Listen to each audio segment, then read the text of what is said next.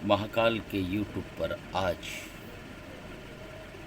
देव व मानव इस श्रृंखला के तहत मैं आज आपको एक चीज़ अवश्य बताता हूँ। जब इस सृष्टि का निर्माण हुआ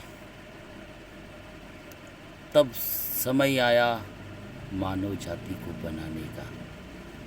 जब मानव जाति को विकसित करने का समय आया, उसे धरती पर अवतरित करने का समय आया, तभी सभी देवताओं की एक सभा हुई, मीटिंग हुई।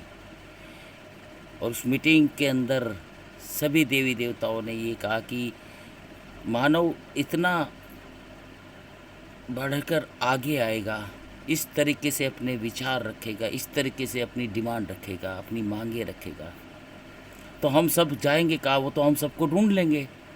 अगर हम आब यानी नभ आकाश में रहे तो वहाँ ढूंढ लेंगे, पृथ्वी लोक पर वो हमें ढूंढ लेंगे, अगर हम पाताल लोक में चले गए तो वो वहाँ भी हमें ढूंढ लेंगे, अगर हम समुद्र में बैठ गए तो भी हमें ढूंढ लेंगे। तो हमें क्या करना चाहिए जिससे मानव हम तक पहुँचने में, कठिन रास्ते में उसे बड़ी परेशानियाँ हो, दिक्कत आए, और जो इसको समझ जाएगा वो पहुँच जाएगा।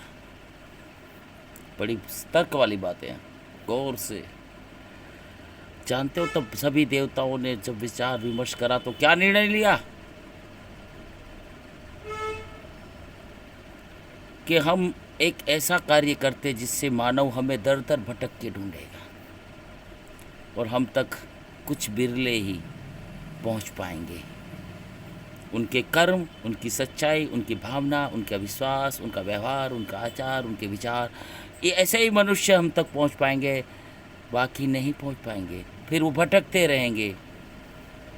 तब देवताओं ने निर्णय लेकर एक ही स्वर में सभी देवताओं को बताया कि हम उनके शरीर में आत्मा रूपी प्रवेश करके रहेंगे। आज भी इंसान अपनी आत्मा रूपी शरीर में जो परमात्मा बसा ना, उसे नहीं पहचान पाया, दर दर भटक रहा है। कहाँ ढूंढ रहे हो? अरे अपने अंदर ढूंढो ना। मैंने इससे पहले एक एपिसोड में कहा था कि मैं कौन, मैं क्या, मैं कैसा। खंगालो अपने आप को, नहीं खंगाल पाएगी, क्योंकि आपके अंदर आत्मा है ही नहीं। आत्मा है तो आपके अंदर परमात्मा नहीं है। आप पहुंच ही नहीं सकते, सोच भी नहीं सकते कि परमात्मा कहाँ है। ब्रह्मा विष्णु महेश ब्रह्मांड के तीनों रचयिता है, वो कहाँ है? वो हमारे मस्तिष्क में है। उसे जागृत करो ना, उसे जागृत करना पड़ता है, लेकिन उसके लिए उस टाइप का बनना पड़ता है।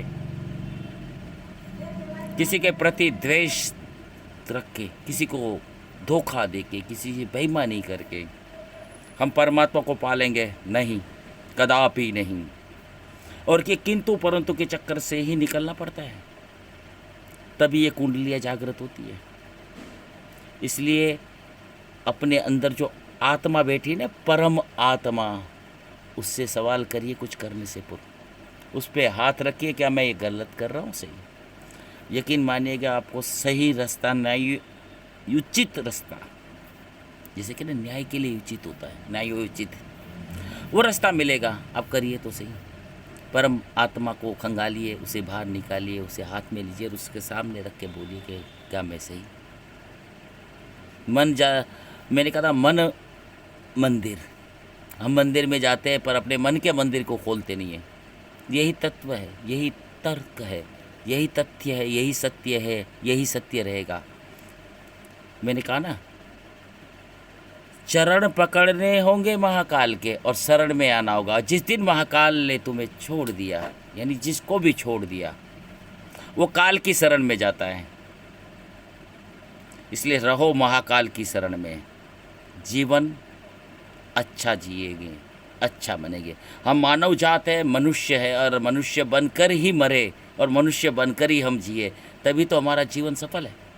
नहीं तो उस जानवर में और हम में कोई फर्क नहीं है।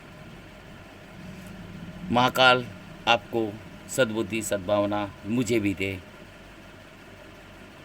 आपकी सबकी नैया पार हो। सबको जैसा कर्म जैसा करता है, उसे मेरा बाबा वैसा ही फल देता है। आदेश मेरे दादा गुरु आदेश। जय महाकाल।